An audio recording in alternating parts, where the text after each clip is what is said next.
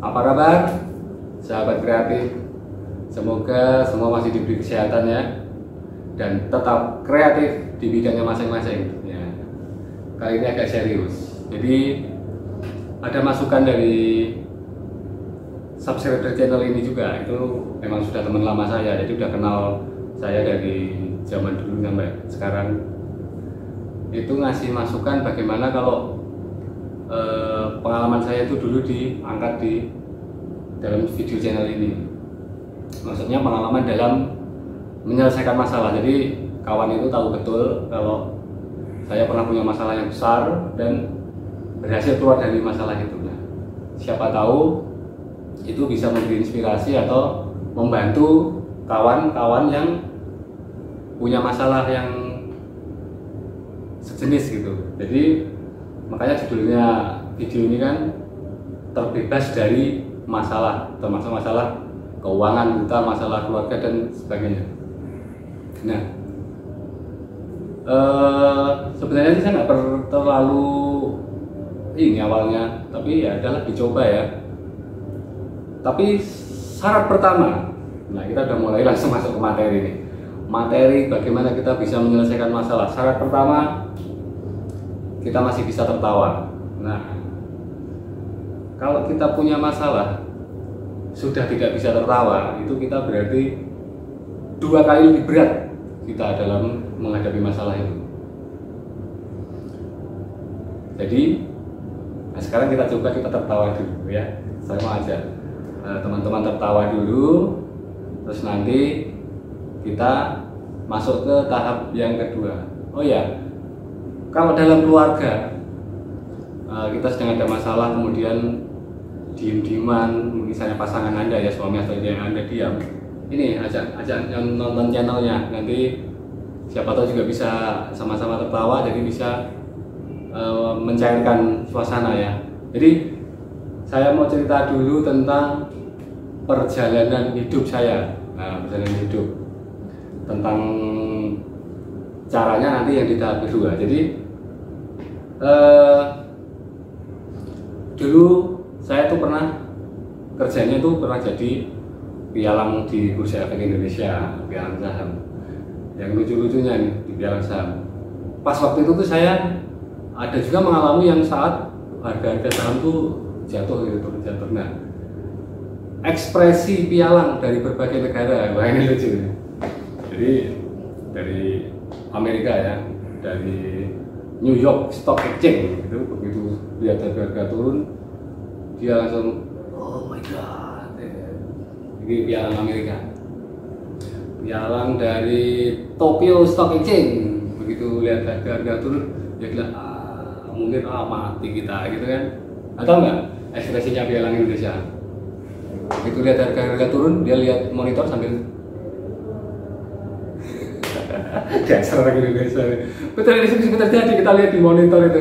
Kita situasi dunia kan lihat di saham di bursa Tokyo Stock Exchange, New York Stock Exchange itu yang Bursa Efek Indonesia.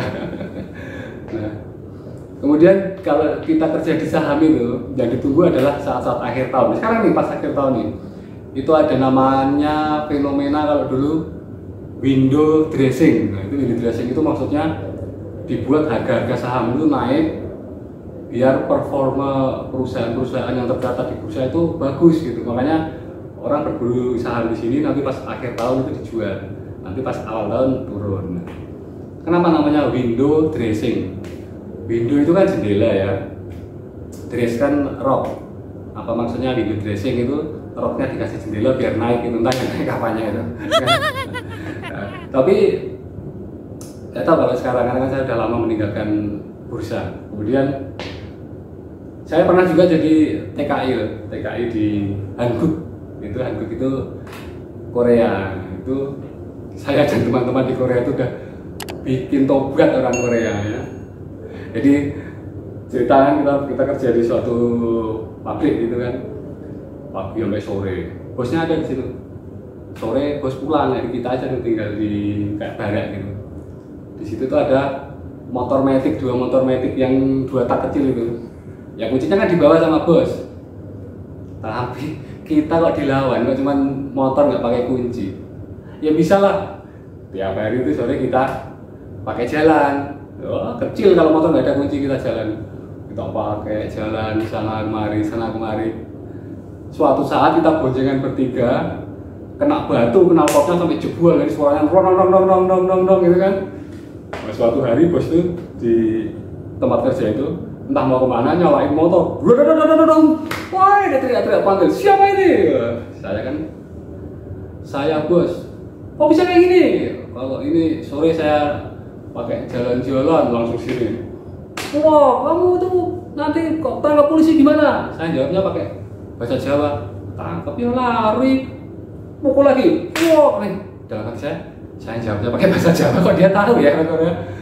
Terus nanti tuh bikin repot saya. Ya nggak usah diurusi dong. Saya ngomong itu tapi pakai bahasa Jawa. Wah, sialan si bos tuh. Dipikir badan kita dari batu, pedes juga ditepuk-tepuk. Sorenya motor tuh langsung dibawa pulang. Pakai truk pickupnya itu dia. Nggak punya motor kan? Ada traktor di situ. Suatu hari ini pas waktunya Sabtu kan, waktunya bisa jalan nggak ada motor. Saya nyalain tuh, itu traktornya. Gleng.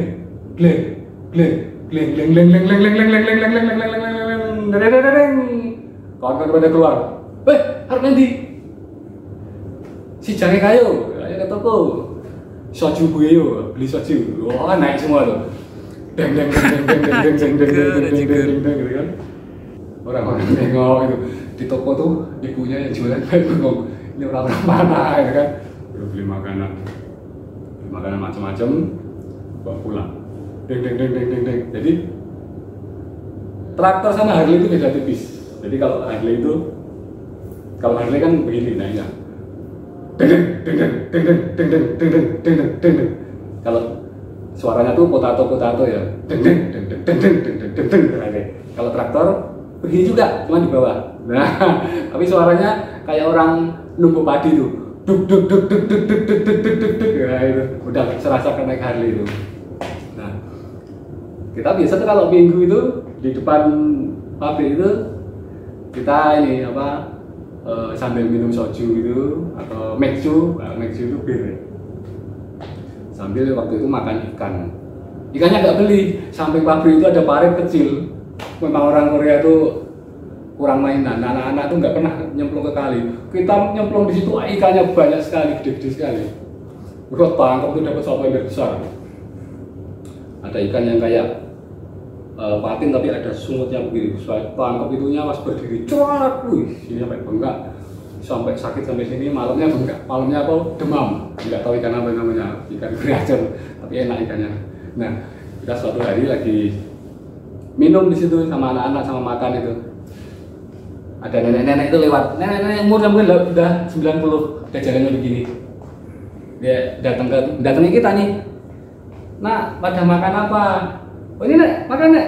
Minum soju. Oh, kita kasih 1 botol soju. 1 botol itu kalau orang Indonesia udah teler.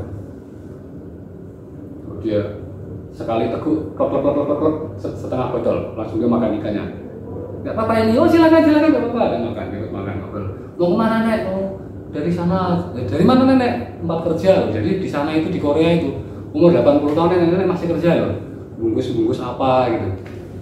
Terus makan kan? Tandakan kedua habis setengah botol habis. 1 botol nenek habis. Habis itu udah ya Cuk, udah ya nak ya makasih ya, jalan lagi. Dalam hati sialan kita orang Indonesia kalau sama nenek kita 1 botol mabuk, dia nggak mabuk. Jiger. Kemudian itu cerita di Korea ya. Jadi ada yang ini kan, ada yang K-pop kan, nggak usah ngarep dapat jodoh suami atau istri orang Korea, takut mereka sama kita ya. Kemudian setelah kenakalan di sana itu akhirnya saya ketangkap polisi juga. Jadi tangkap polisi di sel itu ada 10 hari. Tapi kawan saya malah bilang, wah kalau penjara di Indonesia kayak gini penuh penjara. Tiap hari makannya Kentucky.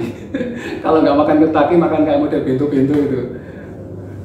Udah gitu setelah 10 hari penjara pulang. Jadi pulang itu wah udah dibelikan tiket, dikasih gelang. Oh, ada kan, tapi gelangnya satu itu berdua sama kawan saya. Diborgol sampai masuk pesawat baru dilepas borgolnya. Oke, jadi setelah jadi apa itu? Setelah kerja jadi TKI kan sekitar 1 tahun itu, kemudian pulang. Oh ya, tapi saya ingetin lagi, ini kan yang tahap pertama tentang terbebas dari masalah khususnya hutang. Tapi saya nanti lihat yang minat banyak enggak, subscribernya banyak enggak. Kalau enggak, saya enggak lanjutin. Jadi ini yang terbebas dari hutang part 1, nanti yang part 2-nya enggak akan ada kalau saya lihat subscribernya enggak ada. Jadi tolong di subscribe sama gambar loncengnya itu diklik, jadi biar yang video tahap 2 nanti Anda dapat notifikasi ya, biar nggak ketinggalan. Kemudian setelah pulang ke Korea, wah buka usaha itu macam-macam. Buka usaha bengkel pernah, jadi makanya saya ahli bengkel itu karena saya memang bengkel. Kemudian usaha kuliner juga pernah, jual beli kendaraan juga pernah, jual kendaraan buat beli beras. Enggak, jual beli kendaraan bener, motor sama mobil. Tapi ya nggak ada yang berhasil. Kemudian akhirnya kerja di pabrik, ya, kerja di pabrik jadi buruh pabrik. Jadi ini otot buruh, ini bukan otot juragan.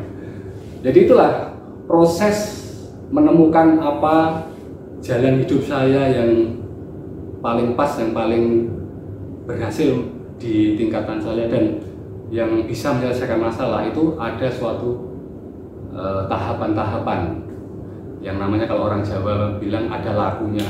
Jadi nanti yang video part 2 itu akan saya sharing bagi pengalaman bagaimana caranya saya menemukan jalan hidup yang tepat yang bisa menyelesaikan masalah-masalah saya. Jadi jangan lupa di subscribe, besok yang tahap 2 ditonton. Semoga banyak yang minat. Saya lanjutkan, kalau nggak ada yang minat tidak akan ada video tahap 2. Nanti saya tetap bikin review tentang sepeda, tentang motor, tentang ya lucu-lucu yang lain, review-review makanan. Oke ya, ditunggu ya subscribe-nya. Sampai ketemu di video berikutnya. Salam kreatif.